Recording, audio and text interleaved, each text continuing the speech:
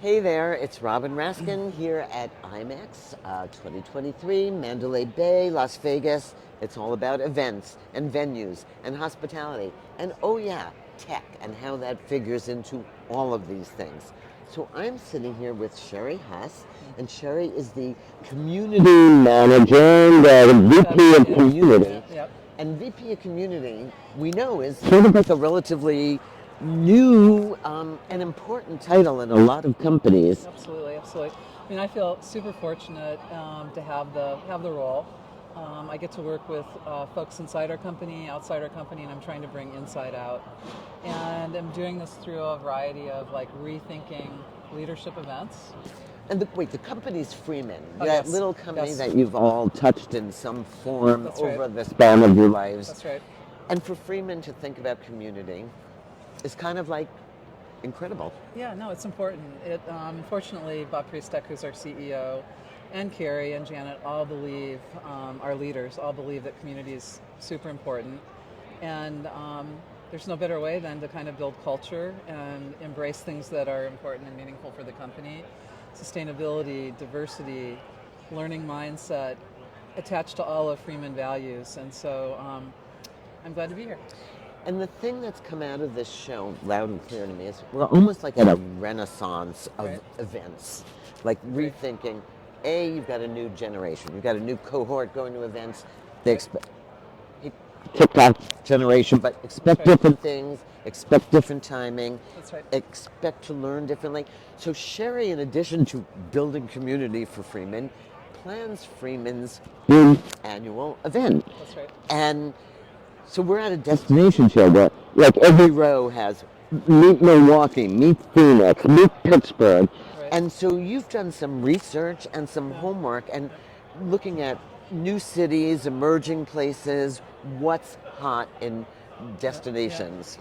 Well, it's a good question. You know, I actually, when I came in, I've rethought and reimagined our leadership conference, which we now call Camp Buck. The idea is that we go to summer camp.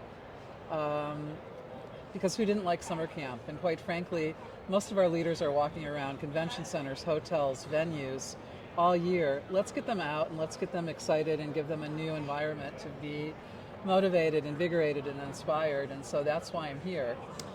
2 years ago, we did our first Camp Buck, which again used to be the Freeman Leadership Conference, which again... And Buck, we should say, was... Buck Freeman, who's our founder. We're a 97-year-old company and really wanted to pay tribute to the Freemans and the Freeman family for being actually such a gracious company and folks to work for. But the whole idea with summer camp is, again, who didn't like summer camp?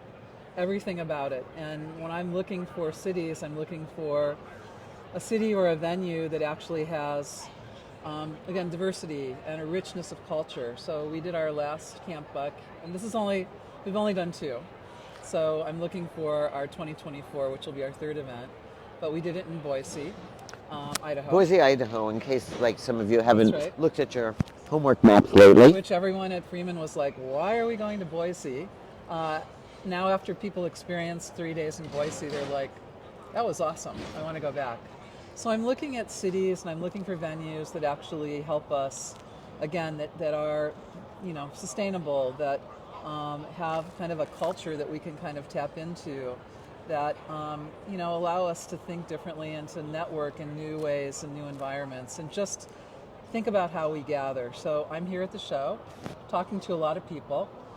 Our venue in Camp Buck takes place in August, so I'm kind of looking for a venue that's not super hot, because we obviously have climate as something to think about. Climate is a big issue, and it's going to. We can walk down the aisles here and almost see who's going to be affected. Yep, absolutely. I'm also looking for people that get the spirit of what I'm trying to do, and if they light up about their property or about their community, and again, it all goes back to community, I'm paying attention and I'm listening. So those things are important. And all the little things like food, local food, especially in August, which is nature's harvest for us, where we can actually get in and actually get a taste. Like in Idaho, we had a great taste of Idaho proteins. We reaped the... I didn't know they had protein. No, I know it's spud. Trout. Well, no, they have trout and they have beef, but yes. potatoes for sure. Although I think Boise is trying to pull away from that a little bit. But huckleberries. In Oh, August, we had yeah. huckleberry mojitos and huckleberry And I know you drinks. had music, We and had I know you music. had local locales. I think I remember the veteran, the Foreign Legion. Oh, we worked actually The with the right, Basque Cultural Center right. and the Basque Museum, and so we were able to. I mean, who knew? I didn't know that Boise was actually had a large Basque population and most beautiful people, and what a great way to be welcomed into a city. And so there are so many. I'm going to call them secondary I'm saying locations. next tier to not Next regular. tier. Yeah, Okay, that's a good word. next tier That's a good venues. Yep, word. That that we all should be considering that's right. bringing our business to, first That's of right. all. Yep. And, more and more for web planners, I'm not telling you, it is climate, it is geopolitical, it is what is your state's, you know, What's your stance added, on things? yeah, That's right. you That's know, right. and more that figures into the equation, and it's so delicate balance Right. to, because you are bringing money, That's right. sizable money Yep. and recognition into a place. And then for your attendees, you're giving them an unforgettable experience. Very much true. So, so, and really, so, do, should you ask them for their input? Do you ask them where they want to go, or? Oh, the attendees, absolutely, and they came back that Colorado, California, Nashville. I mean, we get a lot of feedback from the attendees on where they do want to go, which is great. But what I'm trying to do is lean into the trends and also be considerate of, we have multi-generational folks in the workforce. So again, how do I balance it between veterans that have been in Freeman forever and new folks that are coming in that are most important to us? And I can talk about that too. That new Right. talent, next gen talent's really key. But thinking about alternative formats to meeting, thinking about how to creative networking, because again, we don't want to go to a meeting and sit in a room and look at a presentation. We want to interact and want to learn from each other, as well as kind of balance content. And actually, I'm even starting to play with more user-generated content, which this year took form in a way of like a garage band. 56 of our 270 leaders that attended this year play instruments. And you And they found that out I actually ahead of asked in time. advance. My original thought was maybe we could do a talent show, and we asked questions. Do you want to be in a talent show? No, no, no, no, no, no, no, no, no, no, no. Then this year I asked, do you play an instrument? Do you sing? And then I started reaching out, and internally the band was formed. So funny, and probably will stay formed. Oh, Um, completely, yeah. it's so. Somebody before was talking about the power of a tiny word Yep, change. yep, Instead of asking for a post-event that's right. survey, Yep, ask for advice. absolutely. Like one tiny word. Well, the band is actually, they have a logo. They're called the Exhibitionists, Oh no. which somebody actually in our marketing team said, do we really want this to be the name? I go, hey, it's their name. But they were great. They played for 4 hours nonstop. Different folks came in. Of course, we hired a professional bass player and a professional drummer to keep things going.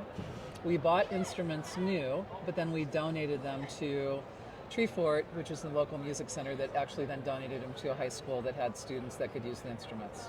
So we're trying to also... So you've left your mark on Boise as well as them leaving it on you. Absolutely. And another interesting thing we did in Boise was, I guess we're getting away from the show here, but we started working with Boise State University, the innovation department. It's the Games and Interactive Mobile Media Group. And I had the students this summer create 5 locations where they created augmented reality apps for the locations, which we actually went through the App Store, the Google Store, and then we've donated that to the city to put into, and ultimately that code to an app that will be given out to tourists and locals.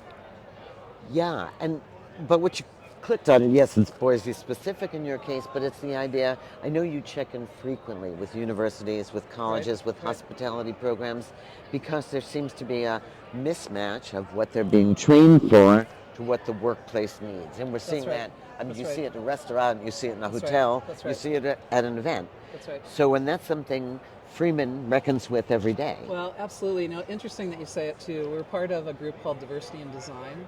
I don't know if you know the program. but really it's trying to get Black creatives into the workforce because there's very few Black creative role models right now. This week, Friday, February 20th, or February, in the wrong month. Yeah.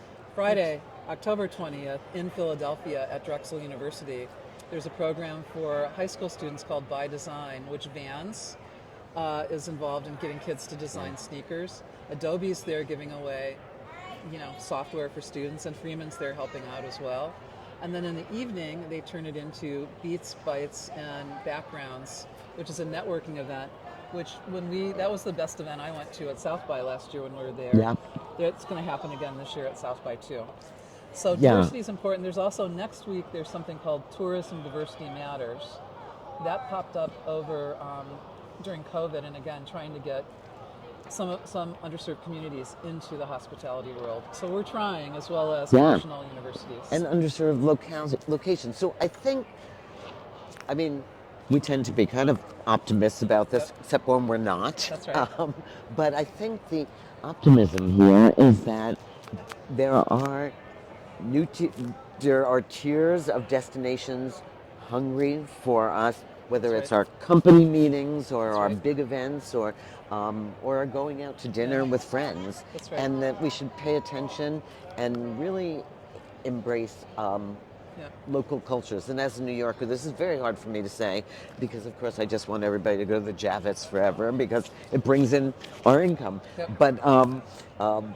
But seriously think about your intent and what your audience should offer. Well, and in 2 weeks, we'll be back here with 15 students from Bemidji State University in Minnesota. Bemidji State is the only university in the U.S. that offers an undergrad degree in exhibit design. FIT in New York offers a master's, but undergrad, we're bringing the students to a show called SEMA, which is an aftermarket show. We start next week with actually one of the sales reps from Freeman will be doing... Wait, is this the car show? It's a car show. Right.